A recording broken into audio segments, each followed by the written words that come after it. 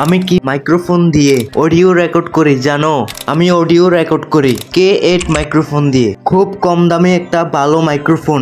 এই মাইক্রোফোনটি আজকে তোমাদের মাঝে রিভিউ করব, আনবক্সিং করব এই মাইক্রোফোনটি। আর ভিডিও শেষে বলে দেব মাইক্রোফোনটির প্রাইস কত। দেখুন মাইক্রোফোনটা দেখতে অনেক সুন্দর লাগতেছে, আর এই মাইক্রোফোনটা দিয়ে অনেক ভালো অডিও রেকর্ড করা যায়। তো এখন আমি মাইক্রোফোনটি আনবক্সিং করব।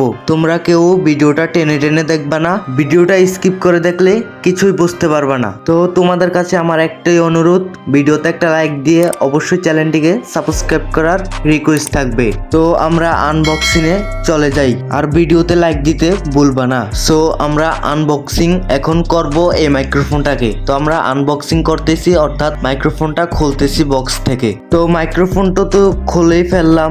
এখন আপনাদের অনেকের মনে একটাই প্রশ্ন যে এটার ভিতরে কি কি আছে। আমি দেখাইতাছি তোমাদেরকে এটার ভিতরে কি কি আছে। এই যে দেখো, এটার ভিতরে একটা টাইপ সি কেবল আছে, যেটা দিয়ে অডিও রেকর্ড করার জন্য অনেক প্রয়োজন। তারপর আছে যে মেইন জিনিসটা, যেটা দিয়ে আমরা রেকর্ড করে থাকি, এটাতে একটা ক্লিপ আছে যেটাতে গলাট আটকানো যায়। এটা দিয়ে মূলত অডিও রেকর্ড করা হয়। এই মাইক্রোফোনটা আপনি যে কোনো টি শার্টের মধ্যেও আটকাতে পারেন।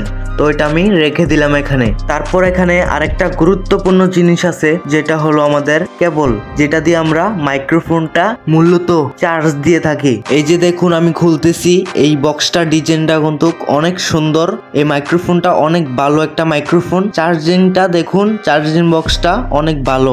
এখন যদি আপনাদেরকে একটু খুলে দেখাই, এই যে দেখুন কেবলটা। তো বন্ধুরা, সবকিছু মিলিয়ে আজকের ভিডিও এতটুকুই। ভিডিওটি ভালো লাগলে অবশ্যই চ্যানেলটিকে সাবস্ক্রাইব করে দিবেন, আর এরকম নতুন নতুন ভিডিও পেতে চ্যানেলটিকে সাবস্ক্রাইব করার রিকোয়েস্ট থাকবে। দেখা হবে পরবর্তী কোনো নতুন ভিডিওতে। আল্লাহ হাফেজ।